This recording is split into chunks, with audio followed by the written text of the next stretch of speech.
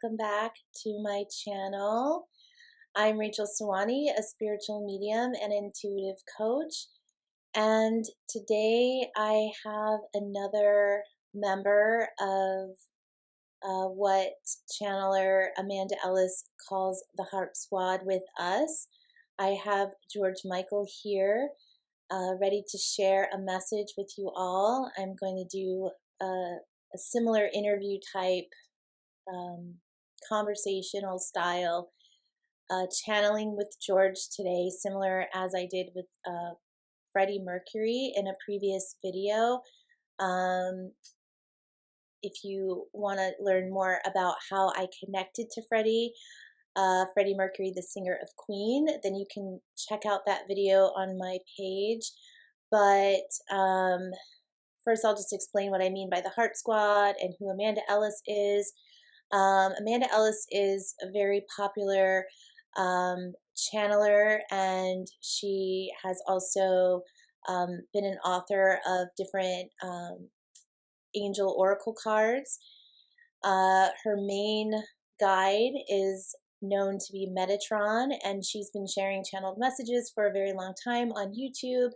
I just recently started following her work about 3 to 4 months ago. I was probably led to follow her work, and she has had many channelings with different celebrities or famous people that have passed over, and she has come to know this group as the Heart Squad. So that's her term, but I'm using it here because I can see how they're all connected.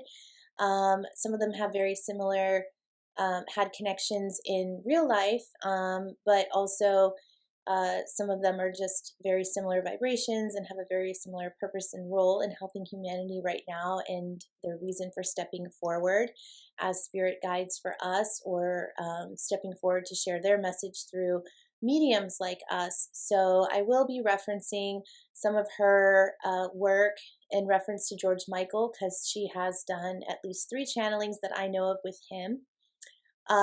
Prior to watching her work, though, on George Michael, the way I like to connect with a guide, well, in this case with George, it's a little different from Freddie, because Freddie came to me and I didn't know much about him when he first showed up in my life, and then I got to learn a lot more as to what his purpose in working with me was and how he wanted to help people.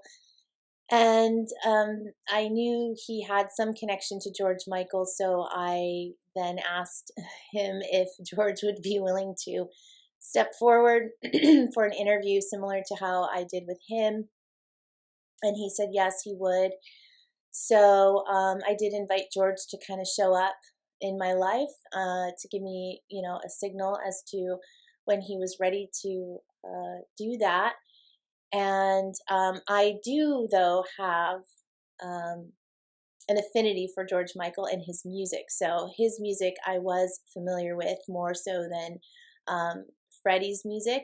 I connected with George Michael a lot more than I did with Freddie Mercury, just because I was maybe just more aware of his music, and I don't know, but for whatever reason, I was listening to more of George Michael than I would say Queen when I was growing up, or even into my later years, which would be now, I guess. But so just to give a little background to what I knew about George, was just I really liked his music, particularly the songs that he produced in the 80s and the early 90s, or mid 90s. So, but I didn't know much about his life story either. So just like I didn't know much about Freddie when I first met him, I didn't know that much about George, other than he passed away at like a fairly early age. And it was kind of a shock to the world when he did pass away. And that was on Christmas Day, December 25th, 2016. So there's definitely a feeling of sadness and loss with his passing in the world. And but I didn't, again, know too much about him in his personal life or anything. So when I connect with a guide like this, in this way, someone that is on the other side and of this status, I really want to make sure that they want to connect with me. So I just kind of put it out there. And I know that Metatron also plays a role in helping me to connect with those who want to share their message in this way. And so I could feel him coming through with the music, and I knew Freddie was assisting me in making that connection. So that's why I was confident in channeling him. So I was kind of getting the nudge and to go for it with George. And I had a client last week who I was tuning into her energy field to kind of see what guides were around her. And as I was doing that, I heard George Michael, and he came in with a line from the song Faith. That's his song. And it was, "You got to have faith." And I was thinking, that's really interesting, George. Do you have a connection with this person? And then that's an interesting line to share. Maybe there's a message. Is there a message for her with that? And the feeling I was getting was a yes, there is a connection and a message in that. So I didn't bring it up right away in the session. It just kind of, she had some questions and we were going over those. And then as we were talking more, and I was sharing more, I started to feel like sharing that information with her. And when I asked her, kind of out of the blue, "Do you have a connection with George Michael?" And she said, "Oh yeah, we have the same birthday." And I was like, "Oh wow, well that's something." I don't know that she was a fan of his music or necessarily into his music, but that was something that seemed significant enough. And but the message of "you've got to have faith" really resonated with her, and what just what she was needing to hear in that moment. So anyways, so knowing that he was kind of coming through in that way for me, I made an intention to connect with him, and that was yesterday. And I was guided to start by building that connection, that heart connection, with a new guide, and like that. It's good to kind of do that with Warmup with them to really feel their energy and feel like you have a solid connection before you start, channeling and asking them more specific questions. So I did that with George. I invited him in, and I invited him to pull cards out of like 4 or 5 different decks that I had, and I let him guide me to the decks that he wanted. And I would ask very specific questions. So the first deck, for example, I asked him to, let's see, what I wrote it down where I started with that. I asked what cards describe your energy or your message, your greater message for humanity.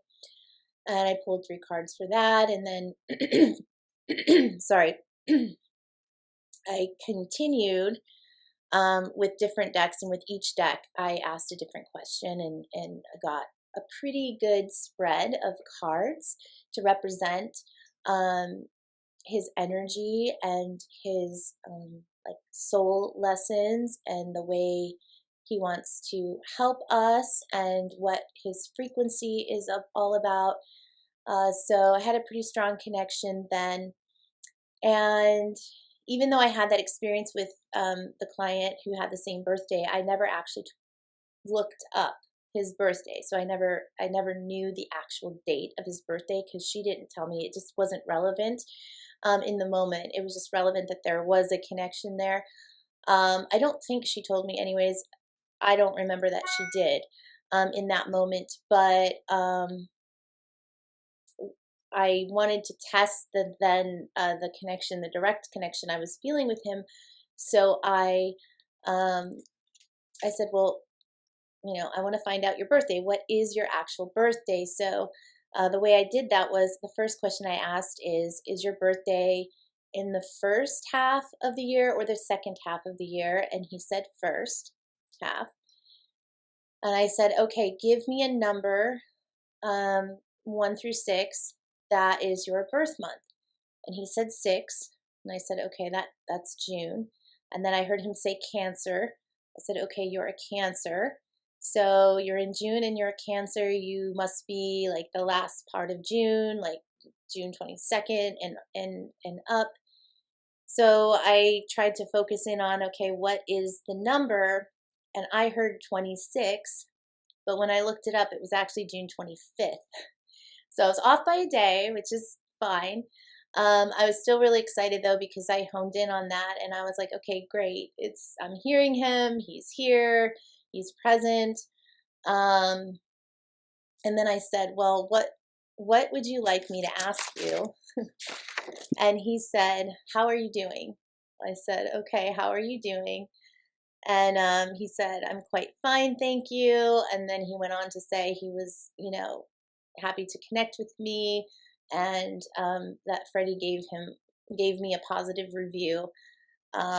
So I knew Freddie was around as well, or helping to make that connection for us. So I did ask him a few more questions, and I got some pretty lengthy answers on those. But today, my purpose is to just be more direct, or to invite him in, which I already know that he's here because I did that before we got on.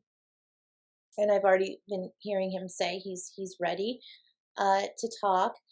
But first, I will just do like a more formal check-in with him and see how he's feeling in this moment. And he's saying, feeling good, feeling ready to rock and roll, to go with the flow. He says he's comfortable now, and he's ready to talk and share. And he's thanking me for taking the time to ease into the introduction or meeting process with him. Yesterday, he's kind of showing me like pulling the cards. He's saying that's like going with the flow. He's like, I like that about you and your style. You're willing to do it your way, do it the way that feels proper, he's saying, and correct energetically. And you take Metatron's guidance on that, and I appreciate that. So, well, thank you, George. That's very nice. He does come across to me as very polite and sincere in his ways and energies. So with this interview, I do have some questions written down. I do have some notes written down. I didn't know a lot about his life story. I connected with him first yesterday, and then once I knew there was that strong connection, I asked him, what signs and symbols can I look for in the physical that will be a sign of your energy around? And he showed me the word faith and the cross. And then he showed me a blue heart and the word freedom. So those were the first signs he said, or symbols that I could look for in the physical that would give me a sense that he was around. And I thought that was interesting, especially the cross. I was kind of like, that's interesting, the cross, like I would think that would be like a symbol for maybe Jesus or somebody like that. And it was like I just had that thought in my head. I wonder why. And then not but like a few minutes later, I kind of had like a flash of I think I might have seen it in the physical, just because I was kind of listening to his music a little bit to make a connection of the video. I've Got to Have Faith, where he's wearing in that video an earring with the cross on it. So that is kind of exactly what he was showing me, but I wasn't putting it together that that's where that image was coming from, that it was related to that video. So that was kind of interesting. that I could then later make that connection with him. But I do hear like that song a lot, like you've got to have faith. So I faith. So I also, before I actually tuned into his energy, was feeling a strong connection with him and Archangel Faith, who has been showing up a lot more with her twin flame Archangel Michael in readings that I've been giving people. And sometimes she shows up with Archangel Charity and Archangel Hope, because they kind of work together as a trinity. Yeah, so I do plan to, and I think this is through George's also kind of direction, plan to do a Q&A Archangel, a video with Archangel Faith, because I feel like she's the twin flame of Archangel Michael. Many of us know and work with Archangel Michael a lot as one of our main guides, but few of us maybe know as much about Archangel Faith. I've felt her energy before, and it's very soft.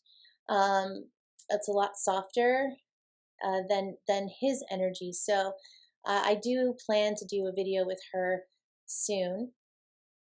But yeah, so I thought that was interesting. And let's see. Again, I don't know how long this video is going to be. I think it's going to be one of my longer videos too, because once I started, like after I connected with George yesterday, I started doing research more about his life through documentaries and things like that, interviews that I found on YouTube.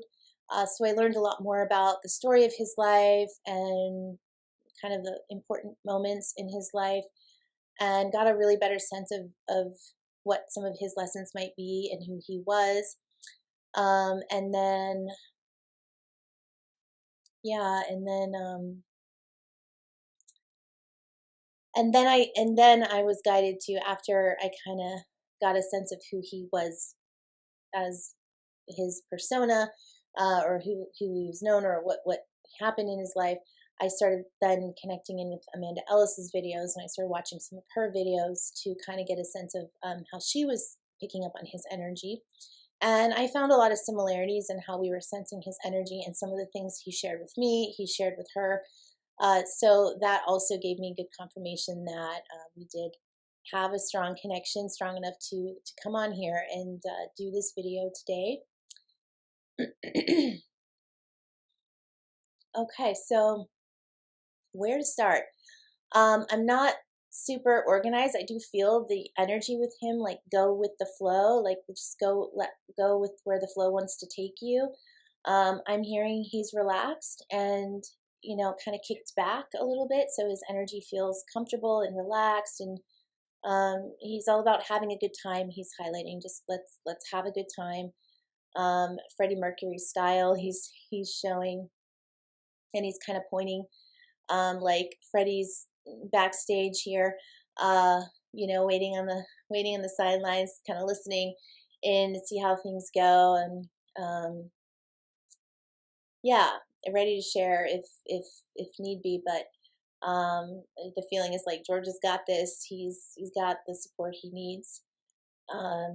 Yeah, and he's ready to talk, he's saying. So I'm going to start with my first question, which is what he's kind of guiding me to look at.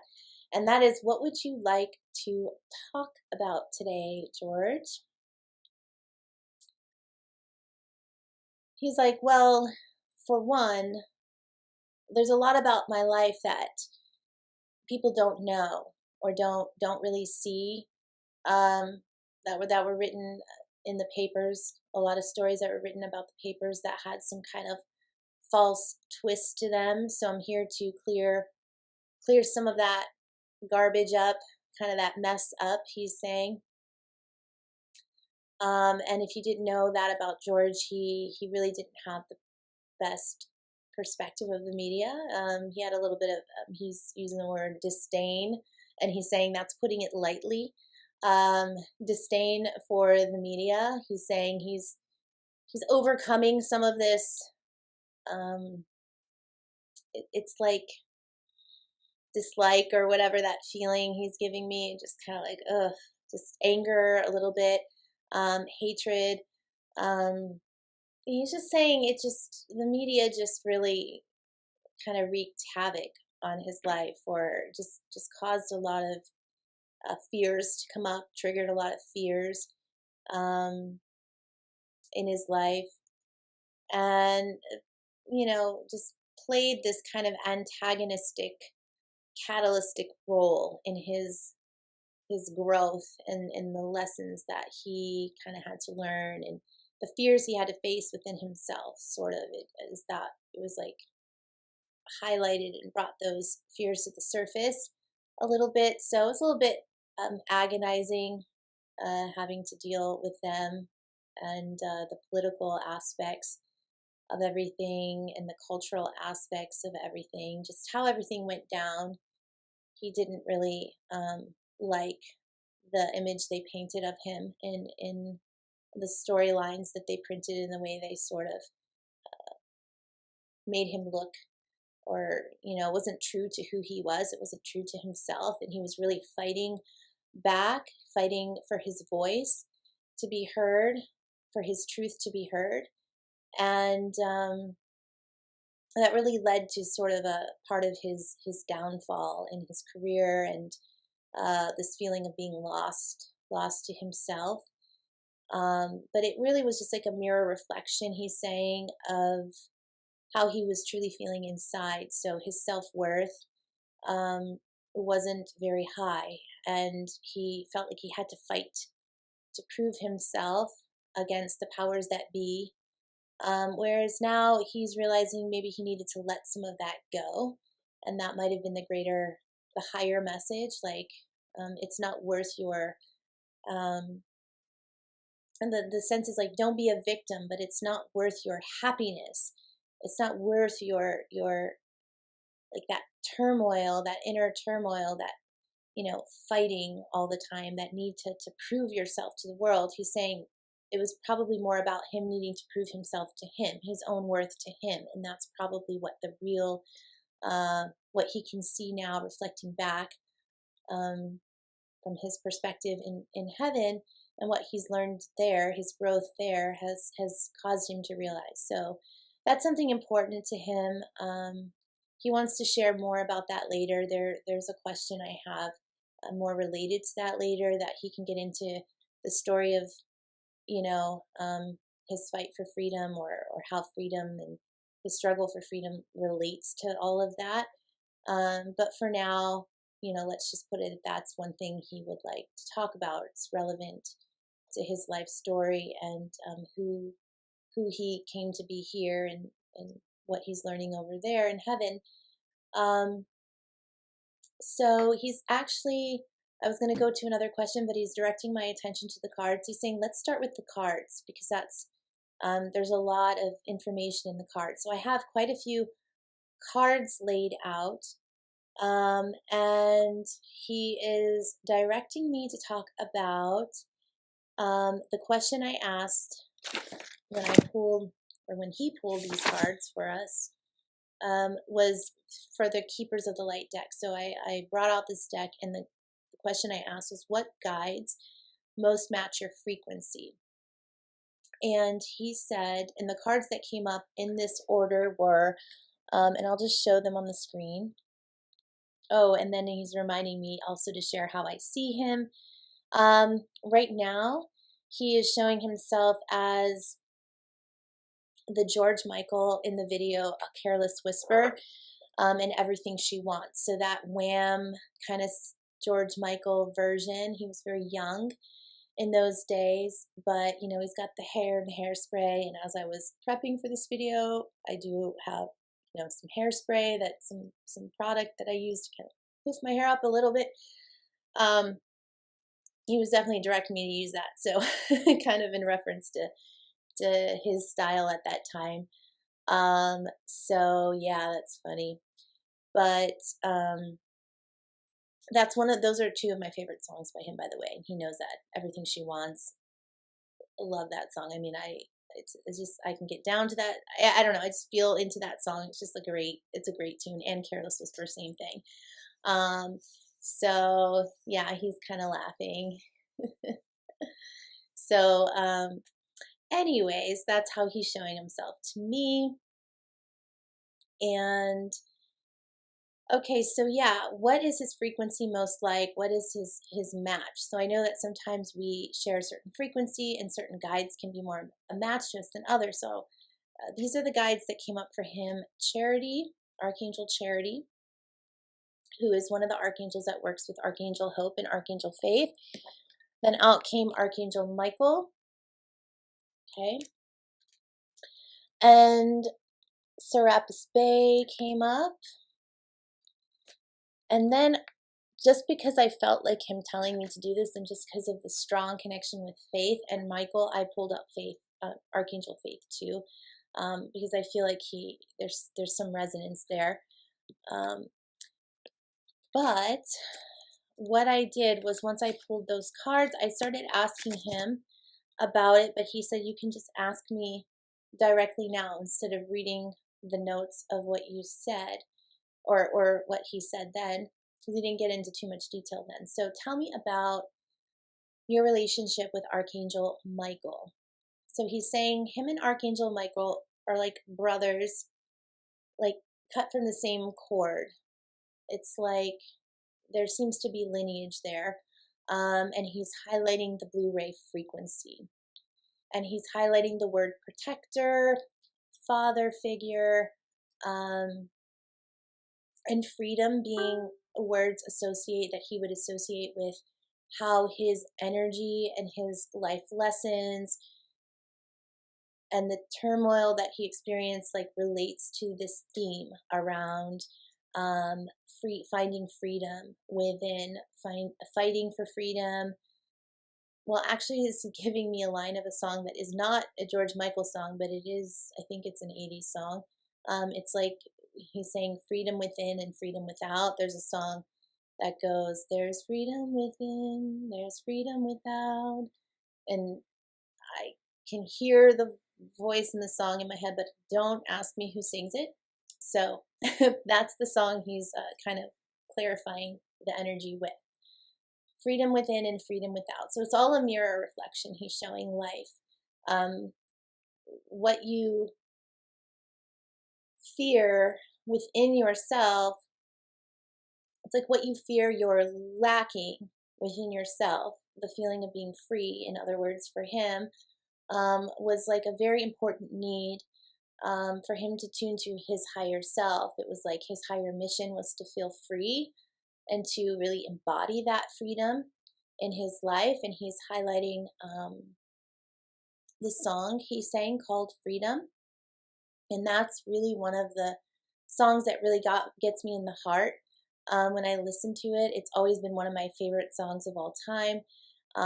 If you haven't heard it, I recommend listening to it. He's highlighting that the lyrics in that song really tell the story of his life, his fight, his personal battle with kind of going against the system, going against the rules of the game. Like he learned how to play the game, he played the game and he gave it his all, but then he realized that, this is what he's saying now, he realized that the game was taking too much from him. Like he was giving too much of himself in a way that did not reflect his true nature, his true essence. He felt like there was a feeling of soullessness. There was a feeling of like people taking you know, for granted, but also like just taking your energy and taking like all the glory away from you. And it felt very like out of alignment with what his true intention was in creating music and reaching the hearts of others. But also in knowing himself, he felt like he wanted the freedom to explore life the way on his terms, and to write music on his terms, and to share what he wanted to share the way he wanted to share it. But there were so many rules and obligations. He's showing like contracts with record companies, and they take a certain percentage of your money, and he felt like taken advantage of at a very early age, because I think he started the music business when he was 16, and he started with his best friend Andrew, and they created the band Wham.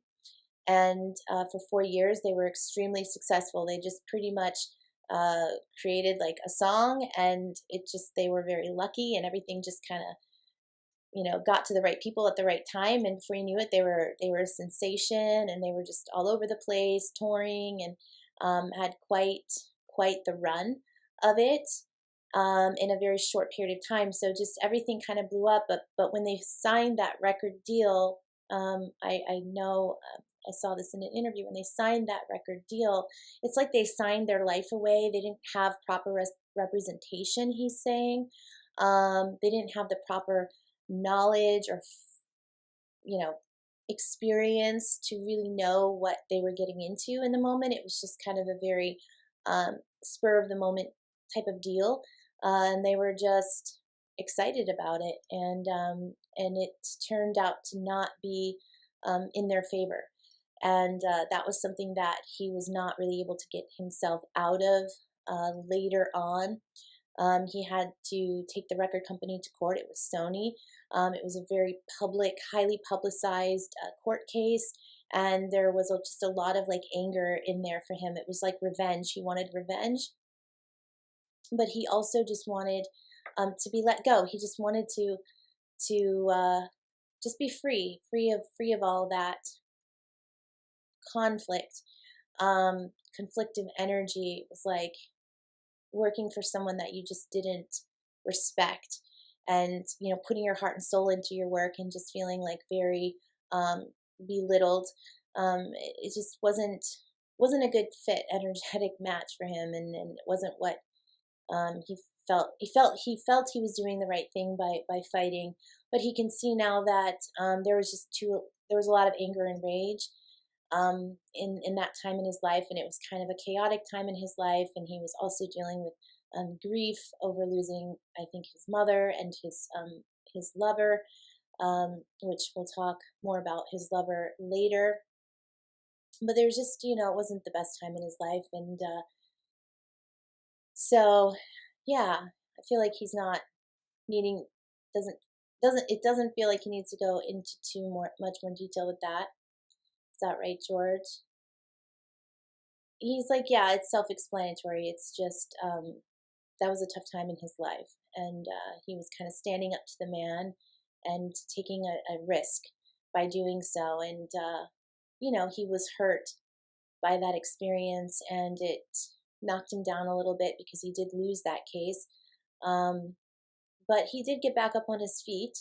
He was resilient, and he just found other outlets to channel that energy. He just kept going back to music, creating music, and moving on to new things, new ventures. But it kind of left a little bit of a scar, he said, in general. He just didn't like, the media very much, and that relationship continued to play itself out as his life went on, because there was like a lot of scandals he's showing that came up after that, and just more events later in his life that really like amplified that tumultuous relationship that he had. And the pressure, he's saying, the pressure to be a star, under their terms, was really just too much for him. He's saying he is a sensitive soul, and it was too much for his sensitivity to really handle. So he channeled a lot of that anguish and feeling into his songs, into his music, which is really where he put which is really where you can find his true self and how he truly felt. He was very honest in his lyrics, very heartfelt in his lyrics, and that's why people connect so well to his music. Outside of him having a beautiful voice, it was really his truth that people could resonate with and hear through his music. So I feel him going back to the song Freedom. Okay, so that was one of my questions. But actually, before that, I'm being guided to talk a little bit more about the other two Ascended Masters, Archangel Charity came through, and Serapis Bey. So do you have any quick words about these Well, Serapis Bey is an Ascended Master, and he's all about, Serapis Bey is about awakening, the Ascension path, helping us to align with our higher self. So I wanted to ask George if he would like to say why he resonates so much with this Ascended Master. He's saying, yeah, I really resonate with his teachings, that the message, the overall message of aligning with your higher self and finding your true power, not being a victim. He really believed in that in his life. He really believed in the idea of not being a victim, not playing a victim to circumstance, but showing your power. He stood up. He was not afraid to stand up for himself and to stand his ground. But sometimes he felt like he shouldn't always have to be in that position. He's really a lover, not a fighter. And that's his sensitive soul again. That's really how he wanted to express himself. And if you listen to his music is very heart-based. Again, he shows all of his emotions in his song, and even it comes through in his voice. He does have a lot of upbeat songs, but even in those songs, he's telling a story. He's openly sharing his truth, and he's saying, yeah, aligning to your higher self is what really brings you freedom in this life. So that's an important message that he wants to share. Would you like to? It kind of leads me to one of the questions I have, which is like, how do you want to help us, or what message do you have for us? How would you want to help us?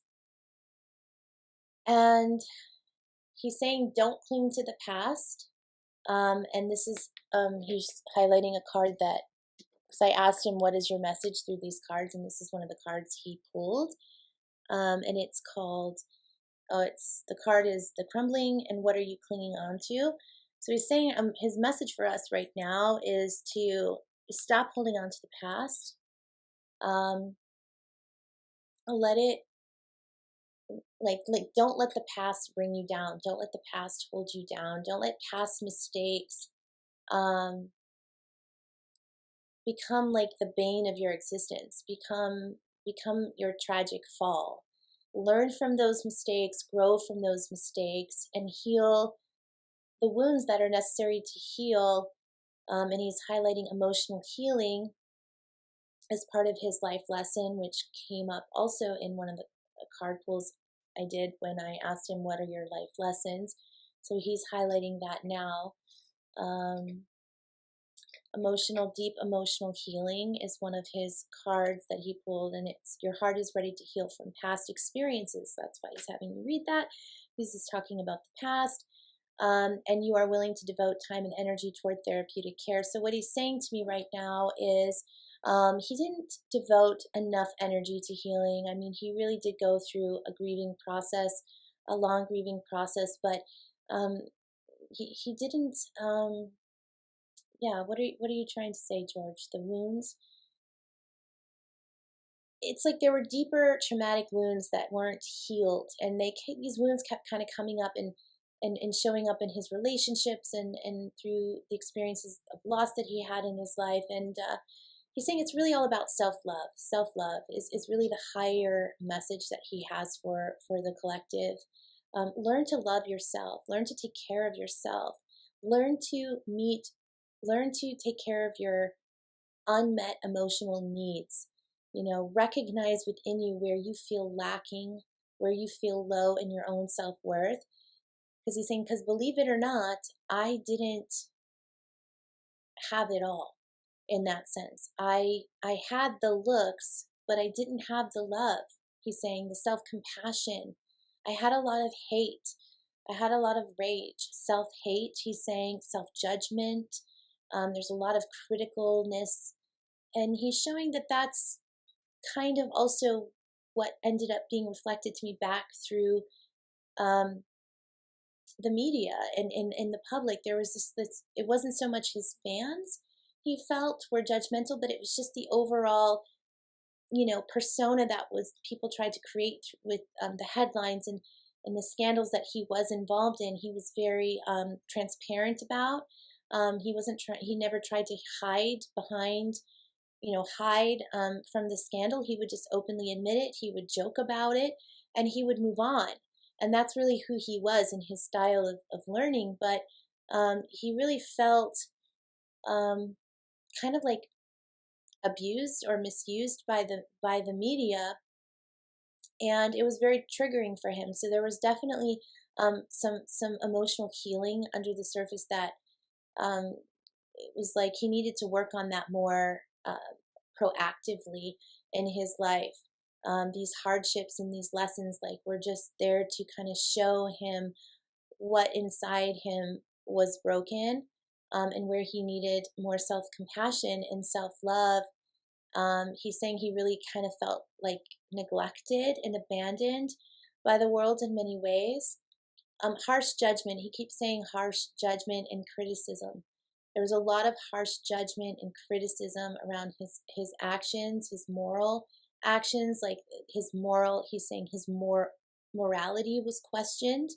There was some sexual scandals. He was arrested, or he was gay, and he was openly gay, but not vocally gay. He's saying he didn't publicize that he was in a relationship with a man, in a serious relationship with a man in the 90s, and that was the love of his life. This is the one. He's had at least 3 major relationships with men that were significant in his life, but the first one was his true love, his twin flame, and his name was Anselmo Filipa. Sorry if I'm getting that wrong, George. He was a Brazilian man, a fashion designer, I believe, and they met. It was kind of love at first sight type of thing, and they had a very, intense but beautiful partnership. He's saying, it was just all you could imagine in a loving relationship, and in a romantic partner. It was like they really were there for each other, and they gave each other the love. It was like true love. It was like higher capacity of loving that he thought he was even capable of at the time. And he said his Anselmo helped to show him through that relationship how to love himself, and how to be a better person. It was like it helped to show him who he was. It was like he saw who he was, and he brought that side out in George, that in a way that George was just unaware of. It was just this depth to their relationship that he had not experienced on a soul level. There was this deep connection that he had not experienced with anyone before. So that really opened his eyes to what love really was, or what was possible. And the sad part of that story is that, and this is kind of where Freddie Mercury comes in, because one of my questions is also about what is your connection to Freddie Mercury, but he's highlighting that this really is the significant connection. He's saying Freddie and I, knew each other. We were acquaintances. We were, friends on some level. I admired him. He inspired me. I looked up to him. And when I was younger, as a singer, and kind of leading the way, I respected him, and he very much admired his work. And we did meet each other a few times, or know each other through our music connection, our industry connection. But he's saying, but what really, touched or connected me to Freddie was sort of through this relationship.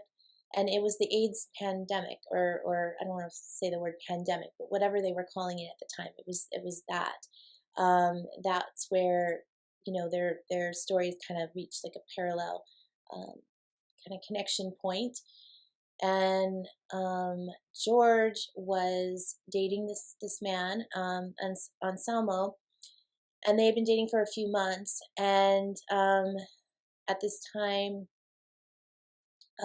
his friend was getting sick, and there was this fear that he had AIDS, so he had some tests done, and I think George was waiting to hear the results of the test, and I'm not sure if I have all these details accurate. I kind of had to get a lot of details in a short period of time, so there could be some things wrong, but I did hear an interview with him about this too, so and he's wanting me to share. So basically, Freddie Mercury, so he knew his lover might have AIDS. There's something about it. Either he found out that his lover had AIDS, he was waiting to find out the results, and, fearing the worst, obviously. And Freddie Mercury, he gets a phone call that Freddie Mercury passed away, and that they wanted him to come sing. They wanted George to come sing at his tribute concert. And he was just crying and crying. He was just so that moment was just like, oh, he was just so saddened. And I mean, he was saddened by the loss of Freddie, but he was crying because it was just he was scared for his friend too. It was just too close to home. And he did find out, I think sometime after that, could have been a day after, it might have been longer, that his friend did have AIDS and that he was dying. And so the time that he knew that information, and this relationship wasn't a public relationship. He hadn't publicly said he was gay.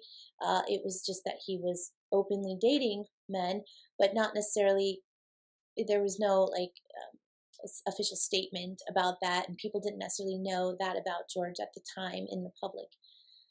He went to then perform at the Freddie Mercury tribute concert, and his partner was there who was dying, and this was just kind of like the secret that he was holding inside while he was performing on stage that night. And the song he was performing was Somebody to Love, which is Freddie's favorite Queen song that he's ever recorded or made.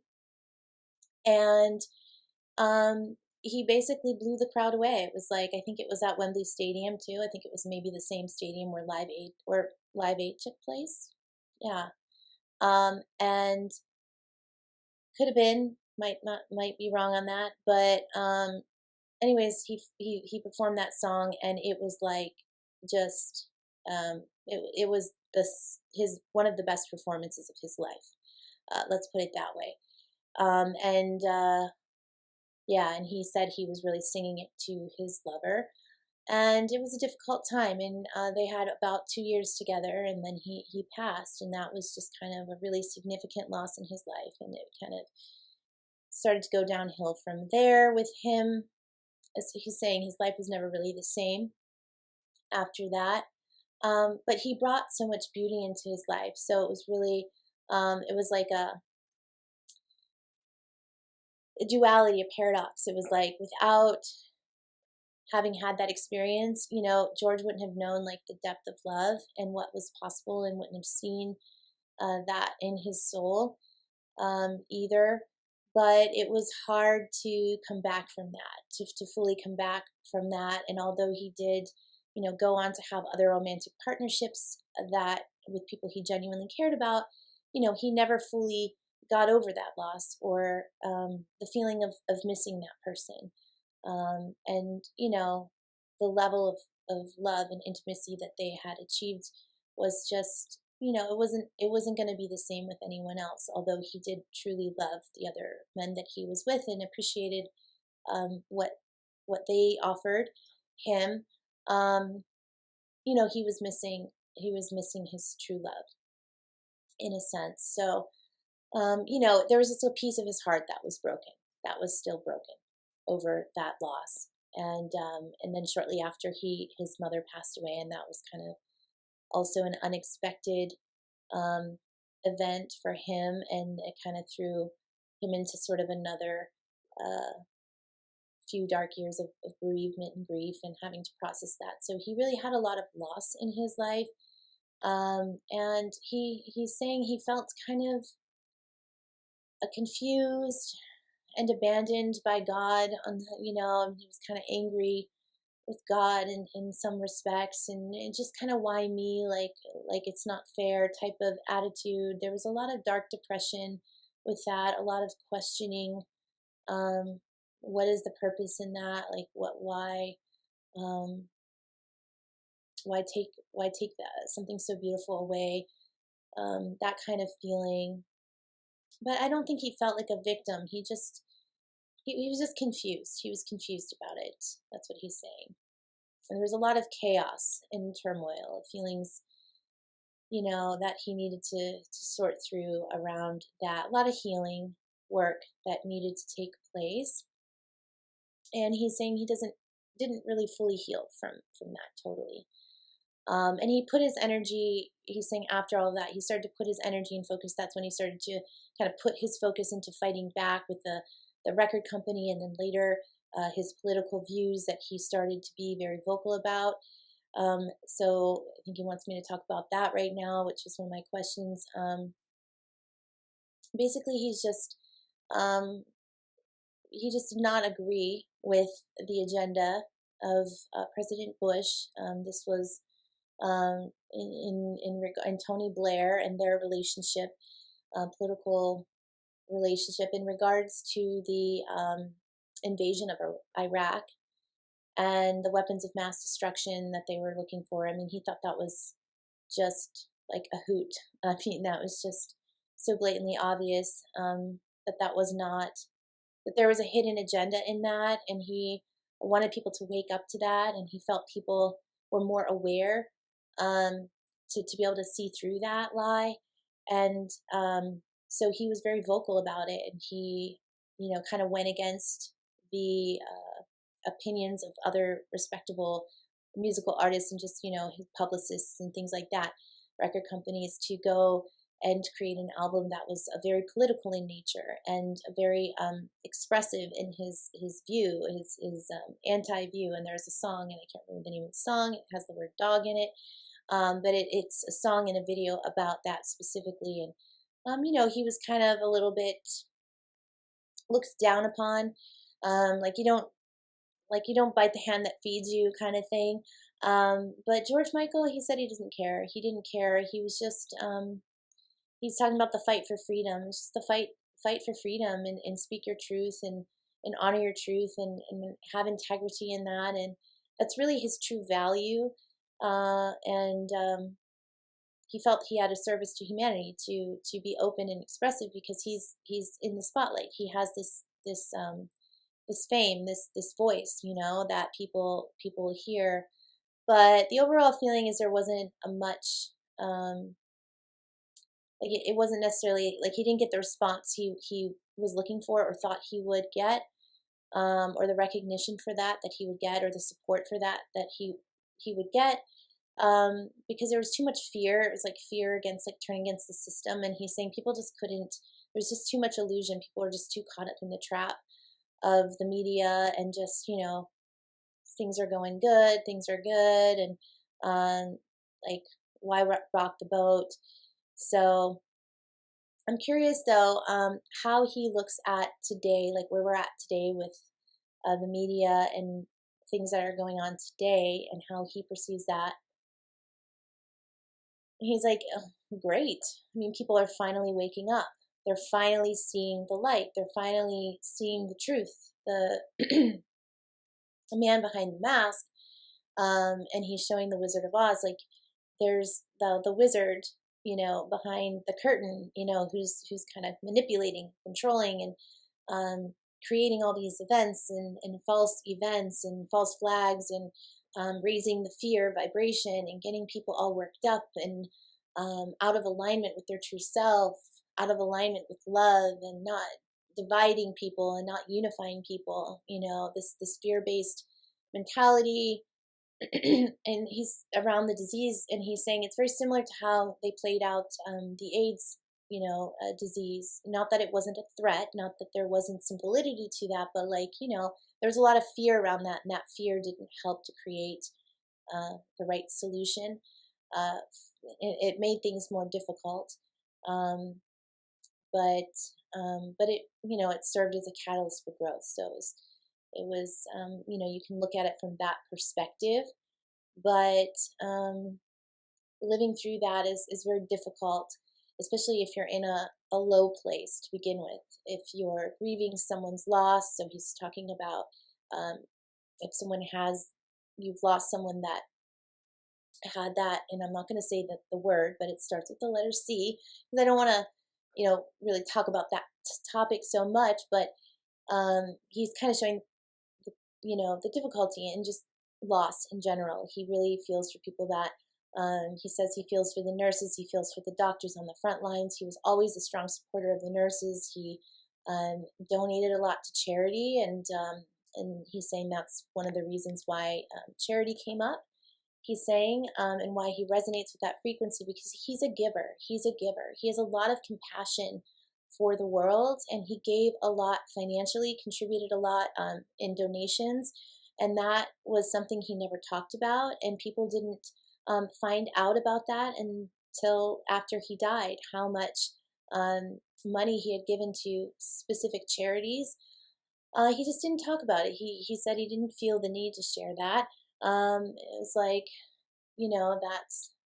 that's his business, he was saying, because that was like part of the, he's highlighting that he was a Cancer. He's like, I was a Cancer. I'm a private person by nature. I'm a homebody.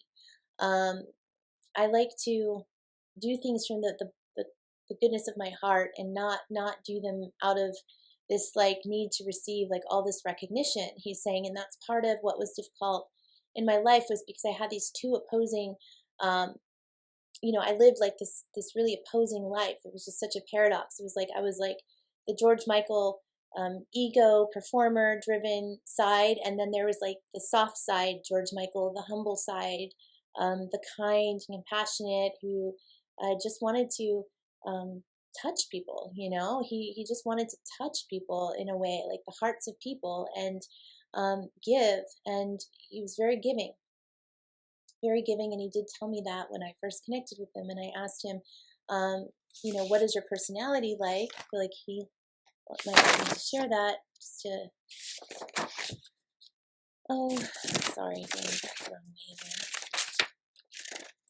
I do feel like a really soft side to George, especially now. I felt like he was kind of getting a little worked up. We were talking about politics, but his energy seems to be calming down, which is good. And he's saying, you got to have faith.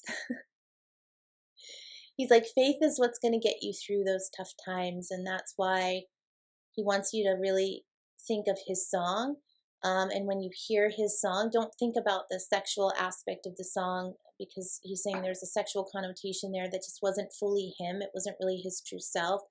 He kind of just made that to... He just was making music. He was just like feeling the vibe, and he made the music, and he made the video. And then afterwards he realized, oh no, what have I done? What have I created? He created this like false persona of himself, kind of unintentionally. I mean, yeah, he wanted to be famous, and he wanted to be on the top of the charts, and he was successful in doing that with that album, but he's kind of highlighting that he really didn't, it's like he was kind of kicking himself in the ass afterwards. He's like, shaking my ass on TV, and I apologize for the swearing on this, but this is George Michael we're talking about here. He's like shaking my ass on TV, like strutting my stuff, and then what do you think's gonna happen? I'm gonna get like a, like become that sex symbol now. I'm like that sex god, and he's like, that's not what I wanted. That wasn't true to my nature. My nature, I'm like a Cancerian. I'm sensitive. I'm like a crab. I'm moody. I don't always want to be in the public eye. And that just was like way, way, way too, he said that was a turning point for him. And it was a turning point for him, and there was no turning back. He felt like he couldn't go back. He was just struggling to go back and just kind of recreate his image from there, like a softer image of himself. And then the scandal came out, and then he had to kind of answer to that. And if you don't know about the scandal, I don't really want to go into details, but, it's really irrelevant, the details of it, but just that he was caught up in some, public exposure type, soliciting men type scandals that he fully owned up to and took responsibility for in the public eye even. But he was kind of shamed about it, and they tried to make him feel shameful about it. And he said, he was more angry, that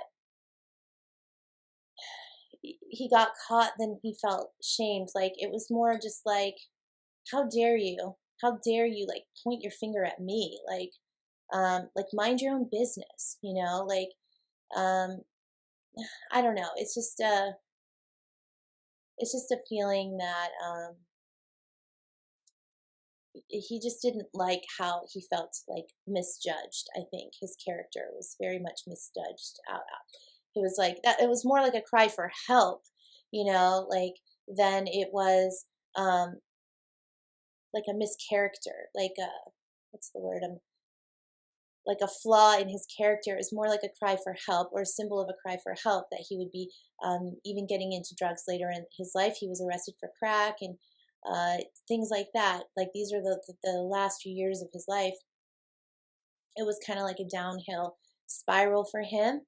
And, you know, he can see now the truth. He can see that he was what he was hiding from, his own inner demons. He was trying to escape through drug use, and you know, just, he felt very, very harshly mistreated. He's a very sensitive soul, he's saying. So it felt very harsh to him, like this harsh reality. It's like, this is not who I am. I want to be my true self, but you won't let me, is the feeling. You know, I have to fight for my right to, because he didn't want to perform all the time. He said he didn't want to always perform. He didn't always want to do interviews. He didn't want to always be in the public eye, but he wanted to create hits. He wanted to create music that people loved and appreciated. So it was this internal battle going on, and it kind of showed up again in his experiences with the media that played out in a more public way. But it was an internal battle between finding himself. It was like he felt like, and I feel like he said this somewhere in, my words went right to the page. He said, I felt abandoned on the inside, lost, confused in my own vision of my life, who I was and who I wanted to be.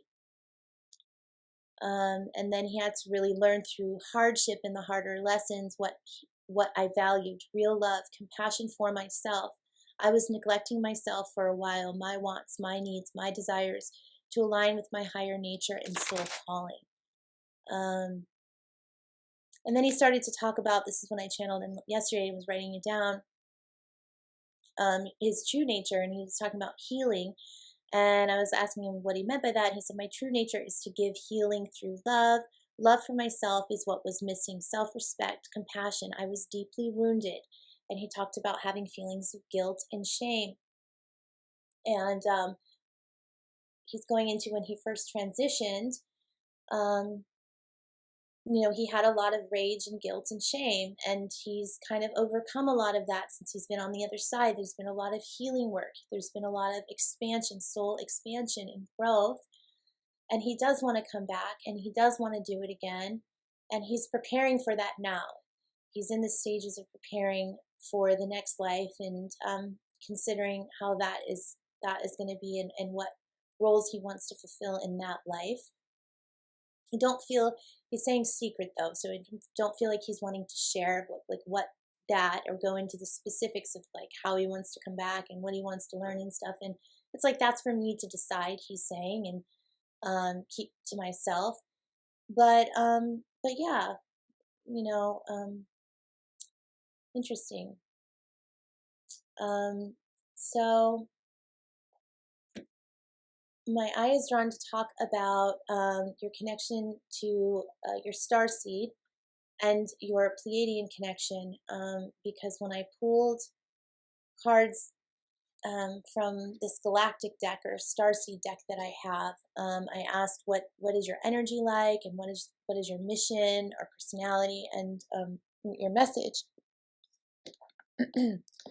So these two cards came out. First card was Starseed, what lights you up? And then the second was Pleiades, double mission, channeling and uplifting humanity. And he's saying that about sums it up. His soul calling as George Michael was really to just kind of like light that passion within, help us find that inner passion. for life. So he had a lot of zest for life, especially in his younger years with Wham. He had a lot of like, but even in his older years, he's showing his music was very upbeat, and it was like lift up your vibration and make you feel good. And his words were very deep and meaningful. So he expressed himself in a like very soulful, compassionate, sensual way. I'm hearing he really expressed his passion for life and for love, and that the depths of human connection and what is possible. He's saying he showed his vulnerability, his sensitive side through his music, and that was part of his message, was just to help people reach that part in themselves and connect to that deeper layer, like deeper layer within the heart chakra. Open up the heart chakra, feel like a little more depth to your meaning and purpose in life, and what love is, and in what it means to love and be loved, is what he's saying. And then the Pleiades, so he's saying he has a lot of Pleiadian energy. He's had a lot of lifetimes as a Pleiadian.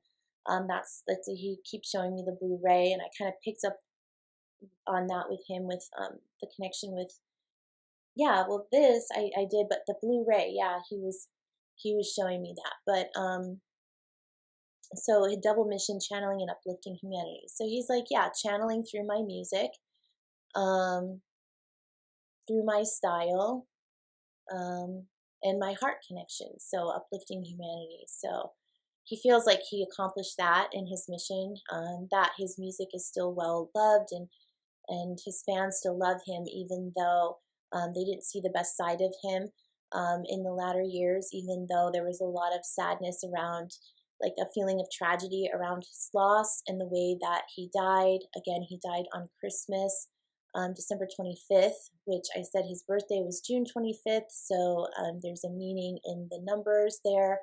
Amanda Ellis talks about that in her video. So you can watch more of her stuff if you want to get a deeper take on that. But it was a plan. Like, he was ready to go, and he went on Christmas. It was like kind of a tribute to like the Last Christmas, his song, the Last Christmas, which is so popular at that time.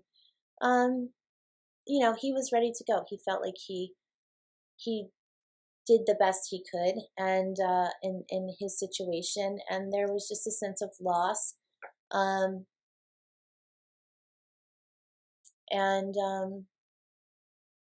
he kind of knew. I feel like he knew he was going to be passing soon, even, is what he's showing me.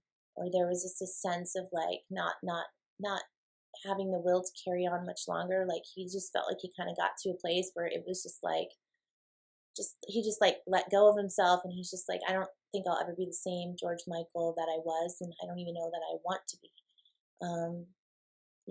And he maybe was ready to start over, start fresh, or find that sense of liberation that his soul was seeking in this lifetime, that he never quite found, but he said he found when he transitioned to the other side. So I really feel a lot of soulful, deep reflection going on, just kind of a lot of, not regret, but just seriousness, and just taking stock of like where he was at that point in his life. It was not his happier times. It's not the best times that he wants to remember. But looking to the future, he would like to express more of his vitality. So now that he's on the other side, he would like to help people lift up their spirits. So as a spirit guide, that's how he wants to help humanity, is just kind of realize where they might be feeling heartbroken, where they might be feeling detached and neglected, and to really tune into that self-love, giving yourself compassion, and knowing that that's just not the case. Like, we are all loved, we are all supported, we are all held and supported in the hands of God, and we are God's children. And when we lose sight of this, and we lose connection with this, we can feel really alone. and like misunderstood, like nobody truly sees us, is what he's saying. And he can feel hopeless and helpless. So take care of yourself. Be aware of what you need, and honor your truth. With integrity. Stand your ground and be yourself. Don't let others bully you into submission. He's saying, don't let the fear of loss, of losing someone,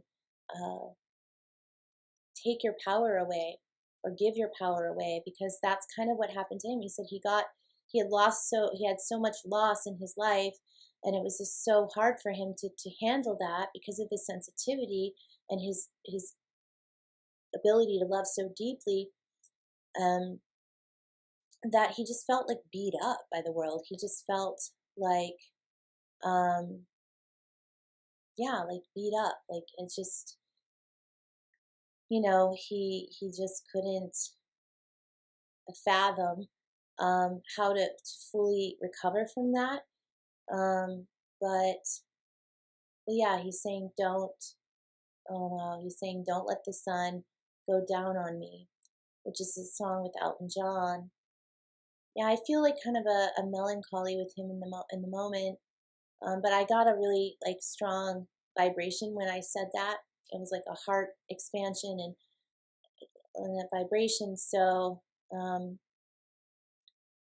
feeling like he would like to end with that today.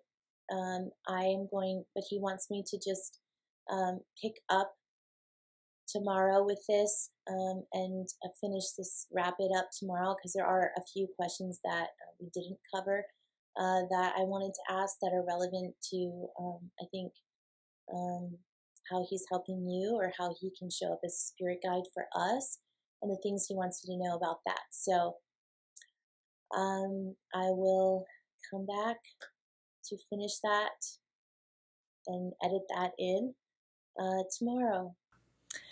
Okay, so it's day 2, and I'm getting ready to channel George again and finish up this interview, but I've been talking to him all day, and it sounds like this is going to be longer than I thought. So he's suggesting that we make this a part 2, or a 2-part series.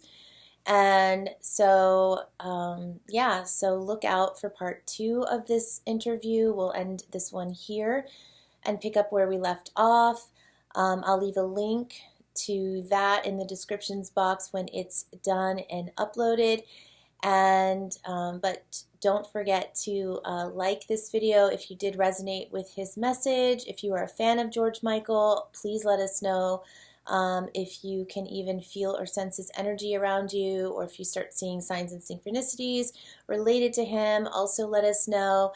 Just would love to hear your thoughts about what he had to say and share in this message.